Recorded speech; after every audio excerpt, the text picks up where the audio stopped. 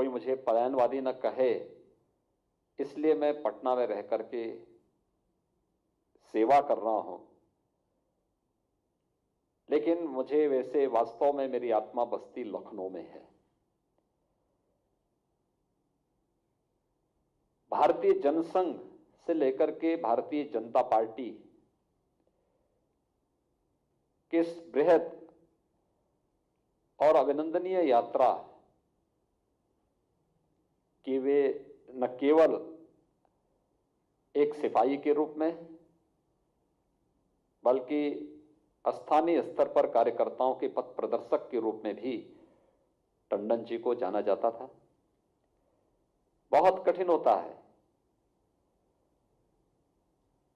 एक विचारधारा, मूल्यों और आदर्शों के साथ एक लंबे समय तक सार्वजनिक जीवन में कार्य करना। जब इन प्रकारेण सत्ता प्राप्त करना ही उद्देश्य होता है तो अक्सर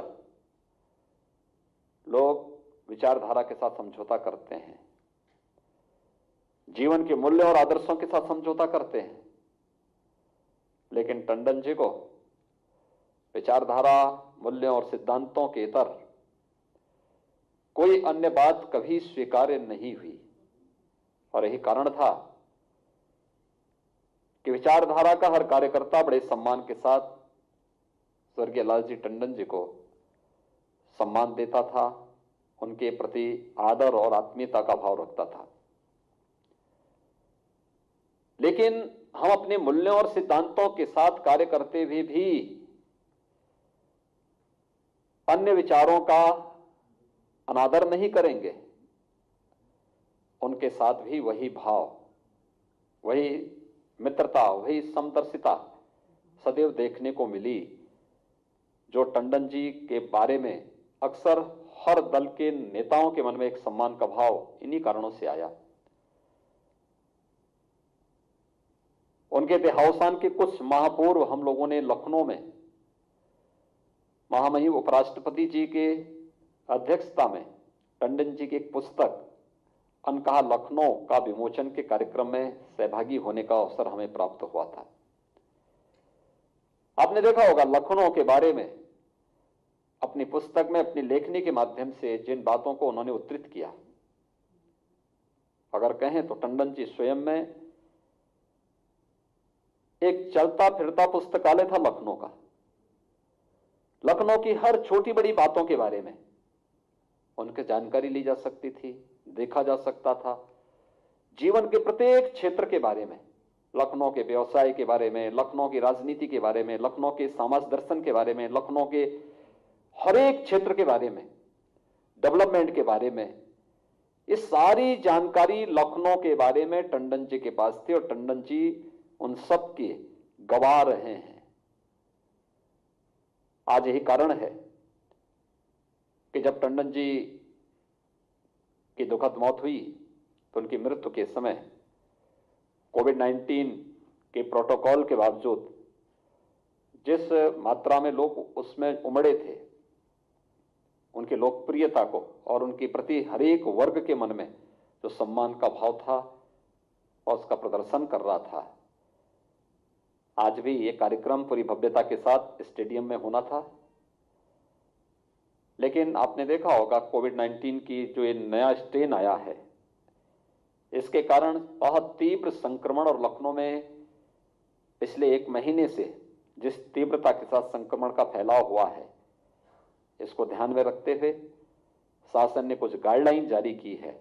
और मैं धन्यवाद दूंगा श्री आशुतोष टंडन जी को कि उन्होंने इस बारे में उस गाइडलाइन का पूरा अनुपालन करते हुए कि हम कोविड-19 के प्रोटोकॉल को पालन करते हुए केवल जनप्रतिनिधियों की ही उपस्थिति में यह कार्यक्रम संपन्न हो और टंडन जी की जन्मदिन पर ही हो, और उसका पालन करते हुए आज ये कार्यक्रम मुख्यमंत्री आवास में यहाँ पर संपन्न हो रहा है।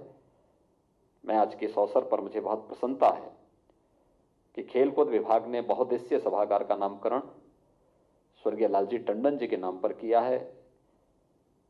खेल विभाग इसके लिए हृदय से धन्यवाद का पात्र है। साथ साथ स्वर्गीय टंडन जी की स्मृतियां इसके साथ सदैव जुड़ी रहेंगी। लखनऊ के विकास के प्रति, प्रदेश के विकास के प्रति उनके मन में जो भाव थे, यह बहुउद्देशीय सभागार उसका प्रतिनिधित्व करेगा।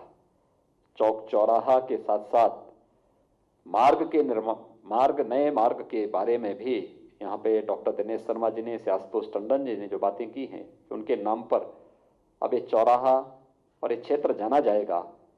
मैं इस अवसर पर नगर निगम को, नगर विकास विभाग को हृदय से साधुवाद देता हूं और विश्वास व्यक्त करता हूं कि टंडन जी की जो विरासत है, एक समृद्ध विरासत है, और परिवार से, विचार परिवार से, समाज परिवार से और एक व्यापक तालीम है, हर एक क्षेत्र में उनके प्रशंसक, उनके शुभचिंतक रहे हैं। आज उनकी जयंती के इस अवसर पर कोविड-19 के पूरे प्रोटोकॉल का पालन करते हुए कार्यक्रम यहाँ पर संपन्न हुआ है। मैं इस अवसर पर उनके परिवार के सभी सदस्यों को, उनके मित्रों, उनके शुभचिंतकों को स्वर्गीय टंडन जी के नाम से इन 3 संस्थाओं का नामकरण होने, बहुउद्देशीय सभागार, चौराहा का नामकरण और सड़क के नामकरण के लिए हृदय से बधाई देता हूं। स्वर्गीय लालजी टंडन जी को विनम्र श्रद्धांजलि अर्पित करता हूं और विश्वास व्यक्त करता हूं कि उनकी प्रेरणाएं निरंतर हर कार्यकर्ता को आगे बढ़ने के लिए प्रेरित करेगी। हर लखनऊ वासियों को लखनऊ के विकास के लिए, उल्लेखनीय विकास को आगे बढ़ाने के लिए उनका योगदान प्राप्त होता रहेगा। आप सबके प्रति मेरी शुभकामनाएं। धन्यवाद। जय हिंद।